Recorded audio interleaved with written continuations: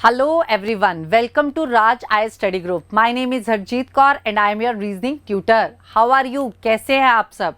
In today's session, we are going to discuss DICE question that was asked in CSAT 2018. हाँ जी, DICE हम पहली बार कर रहे हैं. 2019 में नहीं पूछा गया, 2020 में, 21-22 में नहीं पूछा गया जी. अब डाइस का क्वेश्चन करने से पहले मैं आपको एक बारी डाइस का कॉन्सेप्ट समझा दूं. आप सबने डाइस देखा होगा. डाइस कब यूज होता है? जब हम लूडो खेलते हैं या सांप सीढ़ी खेलते हैं, तो आपके पास एक गीटी होती है ना, जिसको आप ऐसे थ्रो करते हैं. और डाइस के कितने सरफेस होते हैं जी? 6 सरफेस. और उस पे नंबर्स दिए होते हैं, किसी पे 1, किसी पे 2, किसी पे 3, तो 4, 5, 6 सरफेस होंगे और 6 नंबर्स गिवन होंगे. तो चलिए इसका कॉन्सेप्ट को समझते हैं. अब मेरे पास कॉन्सेप्ट में क्या लिखा हुआ है? अ dice is a 3D figure. एक डाइस क्या है? 3 डायमेंशनल फिगर है और उसके 6 सरफेस हैं. तो एक डाइस के 6 सरफेस हैं जी. ये क्यूब के फॉर्म में होगा या क्यूबॉइड के फॉर्म में होगा. अब डाइस देखिए, बिल्कुल छोटी सी गीटी होती है, तो मैं आपके लिए डाइस नहीं लेकर आई, एक क्यूब लेकर आई हूं. तो डाइस भी एक क्यूब की फॉर्म में या क्यूबॉइड की फॉर्म में होगा. ठीक है जी. अब इसकी भी 6 सरफेस है. ये देखिए, 1, 2, 3, 4, 5, 6 सरफेस. ठीक है जी. अब इसको समझना है, इनके ऑपोजिट क्या होंगे. इसका ऑपोजिट क्या होगा? ये नीचे वाला. इसका ऑपोजिट क्या होगा? ये वाला. इसका ऑपोजिट क्या होगा? ये वाला. ठीक है जी. मेरे पास क्वेश्चन ही ऐसे आता है कि इसका ऑपोजिट बताएं, तो इसका ऑपोजिट कौन सा है? नीचे वाला जी. इसका ऑपोजिट पूछ लिया तो क्या आ जाएगा? ये वाला. इसका ऑपोजिट पूछ लिया तो क्या आ जाएगा जी? फ्रंट वाला. तो मेरे पास क्वेश्चन ही ऐसे आता है कि इनका ऑपोजिट बताएं. पर हमारे पास क्वेश्चन में 3 फेसेस दिखते हैं डाइस के, और वो जो 3 फेसेस होते हैं उन्हें बोला जाता है एडजेसेंट फेसेस. हमारे पास पूरा डाइस नहीं दिखता, 3 फेसेस दिखते हैं. तो 3 फेसेस जो होंगे वो एडजेसेंट होते हैं. तो मुझे इसका ऑपोजिट निकालना है, तो कुछ ट्रिक्स के साथ आपको सिखाया जाएगा कैसे करना है जी. हाँ जी, इस फिगर में भी आपको ऑपोजिट बताया गया है. इसका ऑपोजिट कौन सा है? ये वाला. ठीक है. इसका ऑपोजिट कौन सा है? ये वाला. ऐसे ही आपके पास जो इसका ऑपोजिट, फ्रंट वाले का ऑपोजिट क्या है? ये पीछे वाला जी, जो मैंने आपको इस क्यूब के साथ बहुत अच्छी तरह से समझा दिया. तो चलिए क्वेश्चन की तरफ बढ़ते हैं. क्वेश्चन पेपर में कैसे आया है? हाँ जी, हमारे पेपर में जो क्वेश्चन पूछा गया है वो 3 का सेट है. मतलब एक ही क्वेश्चन है, पर उसके आगे 3 क्वेश्चंस और हैं. मतलब आपका 3 क्वेश्चन ठीक हो जाएंगे अगर आप इस कॉन्सेप्ट को अच्छी तरह से समझ लें. अब देखिए, मेरे पास क्या है? एक ही डाइस की 4 डिफरेंट पोजीशंस हैं. देखिए यहाँ पे लिखा हुआ है आपके पास रोटेटेड पोजीशंस है सिंगल सॉलिड डाइस की. ठीक है. सिंगल सॉलिड डाइस की रोटेटेड पोजीशंस है. ठीक है. तो एक ही डाइस की अलग अलग पोजीशन है. जैसे कि ऐसे दिखा दिया. यहाँ पर आपके पास ये बिंदी है, यहाँ पर 2 डॉट्स हैं, यहाँ पर ये लाइन है. अब ऐसे इस फिगर को ऐसे दिखा दिया, जहां पे 2 डॉट्स है, ये बिंदी है, और ये 3 डॉट्स हैं. ठीक है. या इस फिगर को ऐसे दिखा दिया, 3 है, ये लाइन है, ये 4 है. तो एक ही डाइस की ये 4 पोजीशंस हैं. और मेरे पास क्वेश्चन क्या होगा? ऑपोजिट का. ठीक है जी. मुझसे पूछ लेगा इस लाइन के ऑपोजिट क्या होगा जी. अब देखिए, जो मेरे पास एक डाइस की फिगर है, फर्स्ट फिगर कंसीडर कर लीजिए, सेकंड कर लीजिए, थर्ड कर लीजिए या फोर्थ कर लीजिए.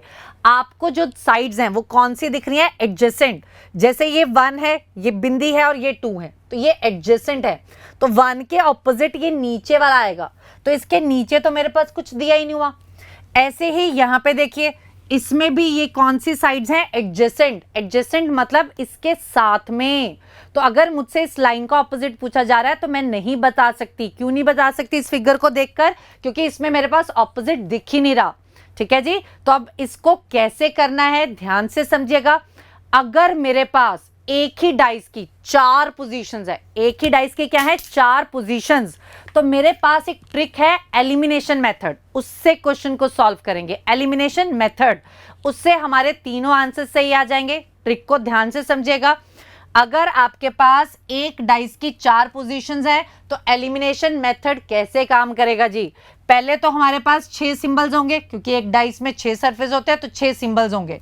तो आपने देखना है कौन सा सिंबल सबसे ज्यादा रिपीट हो रहा है, उस सिंबल से क्वेश्चन को स्टार्ट करना है. ठीक है जी. तो चलिए इसको काउंट करते हैं, कौन सा सिंबल सबसे ज्यादा रिपीट हो रहा है. अगर मैं लाइन को देखूं तो 1, 2, 3 फिगर्स में आ रहा है. अगर मैं एक बिंदी को देखूं तो कितनी फिगर्स में आ रहा है? 1 और 1, 2 फिगर्स में आ रहा है. अगर मैं ये 2 डॉट्स को देखूं तो कितनी फिगर में आ रहा है? 1, 2, 3 फिगर्स में आ रहा है.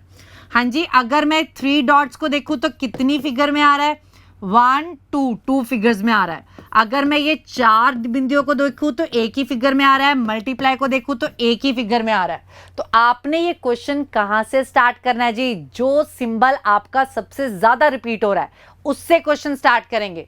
और सबसे ज्यादा मेरा रिपीट क्या हो रहा है, या तो लाइन या 2 बिंदियां, ठीक है, या तो लाइन से क्वेश्चन स्टार्ट कीजिए या 2 बिंदियों से स्टार्ट कीजिए। मैंने क्वेश्चन को स्टार्ट किया लाइन से, तो लाइन का ऑपोजिट क्या हो सकता है। अब मेरे पास 6 सिंबल्स हैं, तो एक लाइन का ऑपोजिट मैं 5 के 5 लिख लूंगी, क्योंकि मैं आपको एलिमिनेशन मेथड सिखाने आई हूं। तो एलिमिनेशन मेथड में आपने क्या करना है, ये 5 के 5 सिंबल लिख लिए, तो 1 लाइन का ऑपोजिट ये पांचों में से कोई भी हो सकता है। अब आपने क्या करना है, जहां पर ये लाइन आ रही है उस फिगर पे जाना है। तो देखिए फर्स्ट फिगर में आ रही है लाइन, तो ये 2 बिंदियां और एक बिंदी 1 के एडजेसेंट में है, तो 1 का ऑपोजिट तो नहीं हो सकता ना। देखो 1 का ऑपोजिट, अगर ये 1 है तो 1 का ऑपोजिट कहां होगा, नीचे। ये 1 के साथ में 2 और ये दे दिया 1 बिंदी, तो ये इसके एडजेसेंट है, ऑपोजिट नहीं है। तो मेरे पास 2 भी नहीं हो सकता, 1 भी नहीं हो सकता। अगली फिगर पे गए, अगली फिगर में 1 के साथ क्या है, 2 और 3, तो 1 के साथ 2 और 3 है, तो 2 और 3 भी 1 का ऑपोजिट नहीं होंगे। तो ये 2 तो मैंने पहले ही कट कर दिया, 3 भी कर दिया। अगली फिगर पे गए, अगली फिगर में फिर लाइन है, जहां पर लाइन है उन फिगर्स में जाना है। तो यहां पर गए 3 और 4, 3 तो पहले ही कट हो गया है, 4, तो 1 का ऑपोजिट कौन सा बचा, मल्टीप्लाई। इसको बोला जाता है एलिमिनेशन मेथड। एलिमिनेट करी मैंने ऑप्शंस, ये तो आ नहीं सकता, इसका ऑपोजिट ये आ नहीं सकता। अब देखिए मेरे पास 3 क्वेश्चन है, तो मैं सबके ऑपोजिट निकाल लूंगी, क्योंकि मुझसे ऑपोजिट 1 का पूछा गया है कि 1 बिंदी का पूछा गया है कि 2 बिंदी का पूछा गया है, पता नहीं। तो 3 क्वेश्चन है, किसी ना किसी का ऑपोजिट ही पूछा होगा। तो चलिए आगे निकालते हैं। अब मैंने ये मैक्सिमम ले लिया, अब मैं ये मैक्सिमम लूंगी, तो 2 डॉट्स का ऑपोजिट निकालूंगी। तो 2 डॉट्स का ऑपोजिट क्या हो सकता है, रिमेनिंग सिंबल्स, तो 1 वाला, 3 वाला या 4 वाला, ठीक है। तो यही बचे, क्योंकि ये और ये तो एक दूसरे के ऑपोजिट हो गए, तो 2 तो एक दूसरे के ऑपोजिट हो गए, वो तो अब दोबारा आएंगे नहीं। अब कितने रह गए, 4, तो इसका ऑपोजिट इनमें से कोई होगा।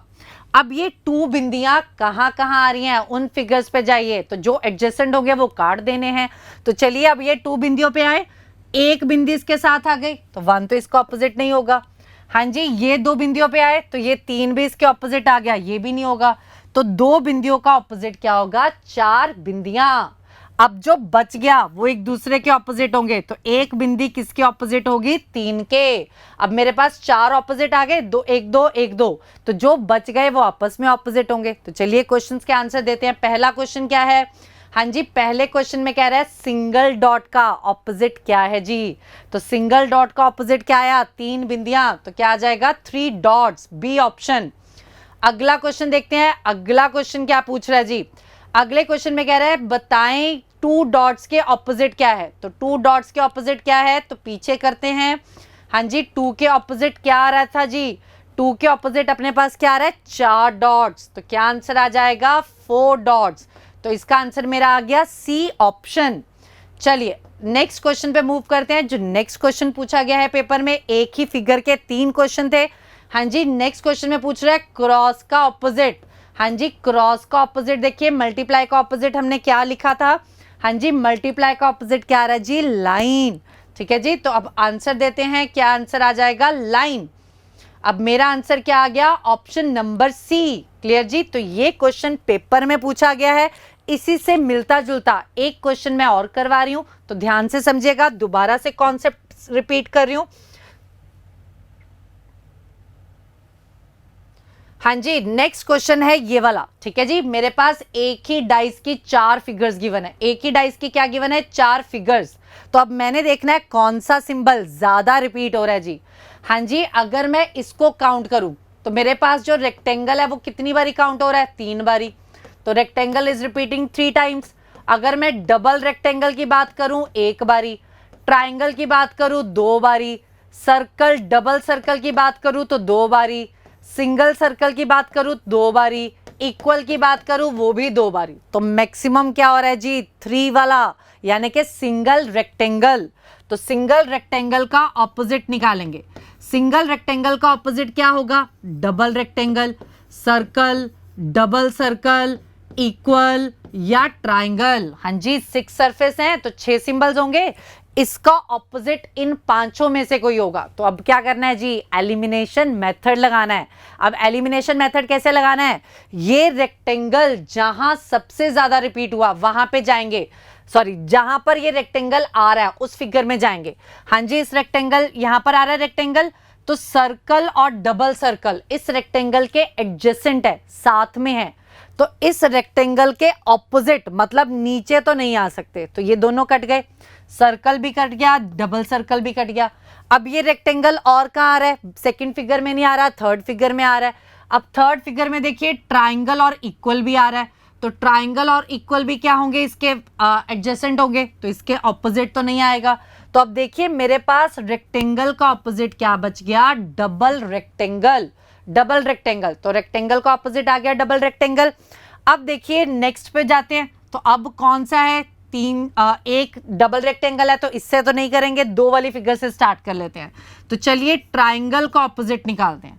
तो ट्राइंगल का ऑपोजिट क्या होगा, ट्राइंगल का ऑपोजिट होगा सर्कल, डबल सर्कल, सर्कल और अपना रह गया इक्वल। ठीक है जी, दो एक दूसरे के ऑपोजिट हो गए तो 4 रह गए। अब ट्राइंगल देखते हैं कहां कहां आ रहा है। हाँ जी, ट्राइंगल मेरा आ रहा है यहां पर थर्ड फिगर में, तो इक्वल तो इसके ऑपोजिट आएगा नहीं क्योंकि इक्वल उसके एडजेसेंट पे है, तो ये कट गया।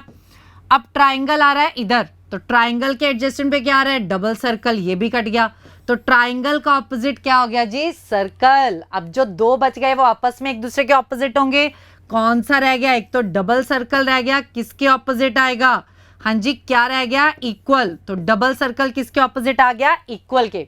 तो चलिए आंसर्स देते हैं, क्या क्वेश्चन में कह रहा है, पहला फोर्थ फिगर में बॉटम पे क्या आएगा, फोर्थ फिगर का बॉटम मतलब ऑपोजिट।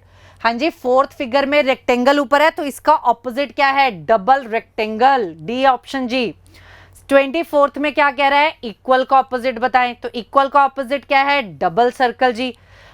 25th क्वेश्चन में क्या कह रहा है, ट्राइंगल का ऑपोजिट बताएं, तो ट्राइंगल का ऑपोजिट क्या आ रहा है जी, सर्कल। तो ऑप्शन नंबर ए क्लियर जी। For more videos please subscribe our channel, like and share our video. Thank you.